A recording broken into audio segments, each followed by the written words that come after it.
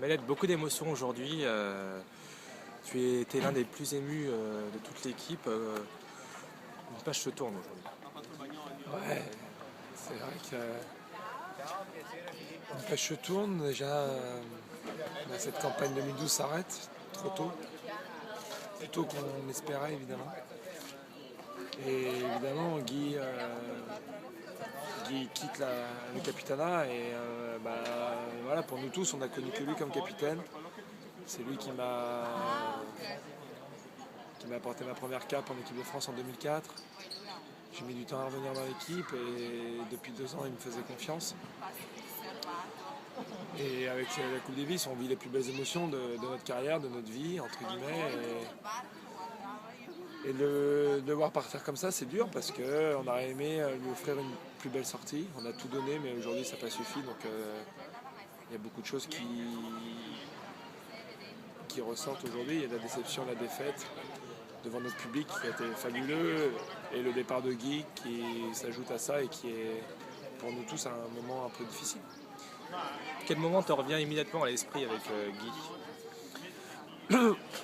Moi, c'est à Miami en 2004, après le tournoi. Je perds contre Coria en huitième de finale.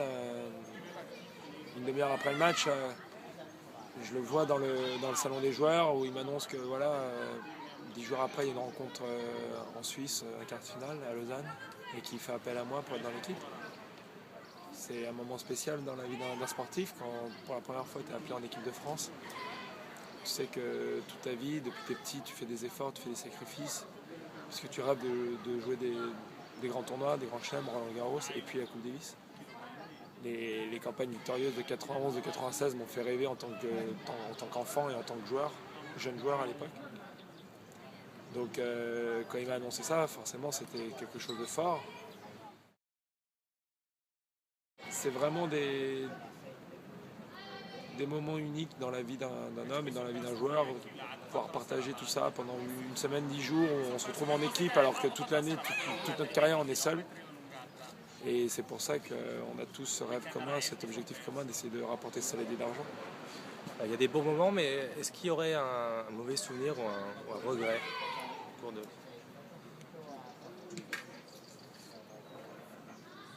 Moi, c'est pas un regret, il est personnel, il n'est pas vis-à-vis de Guy. C'est que pendant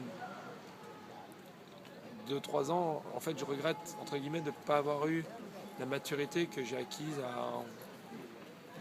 en 2009-2010, qui m'a permis de réintégrer l'équipe, de ne pas l'avoir eu en 2006-2007. Même quand l'année où je fais quart de finale à Roland Garros,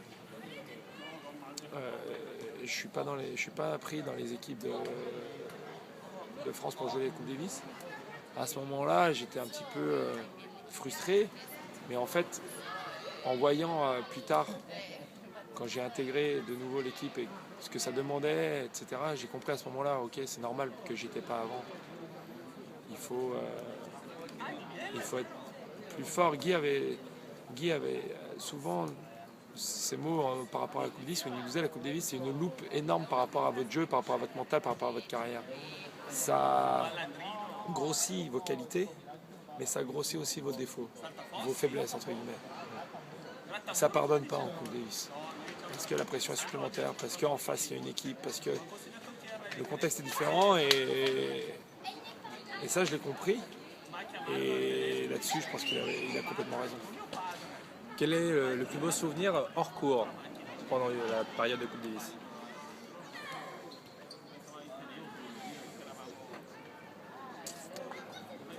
Hors cours, c'est samedi soir à Clermont, on vient de mettre 3-0 aux Espagnols qui étaient tenants du titre. On se retrouve à l'hôtel, Guy nous fait un speech, il nous dit les gars, vous vous rendez pas compte de ce que vous avez fait, quoi. C'est monstrueux, quoi. On est en demi-finale, on joue l'Argentine en France, on peut la gagner cette année. Là on était bien, Joe était blessé malheureusement, mais putain on était bien et il y avait vraiment une sensation fabuleuse, quoi. Et hors cours, c'est tous les moments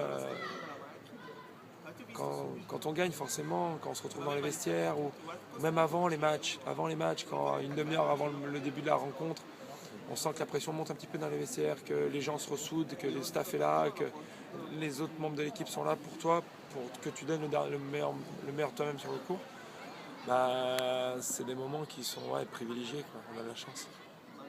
Et alors un dernier mot, dernier mot pour qualifier Guy. Tout simplement, je crois qu'il a la Coupe Davis en lui, quoi. Il l'a prouvé en tant que joueur, il l'a prouvé en tant que capitaine. Il a une passion pour le tennis et une passion pour cette épreuve qui est sans commune mesure, et il a transmis ça à beaucoup de générations. Et il nous l'a transmise à nous. Et maintenant, c'est à nous d'essayer de concrétiser tout ça. Alors on voit que ta voix est un petit peu rauque, là c'est parce que tu as trop encouragé Joe ou... C'est bien sûr, que ce soit un petit peu vendredi. Et puis aujourd'hui, On y a cru à un moment au troisième set. on y a cru, ça tournait, le public était fabuleux et on espérait, quoi, on espérait. Et forcément, on donne tout, même quand on est sur le banc, et ça laisse des traces. Merci Bennett.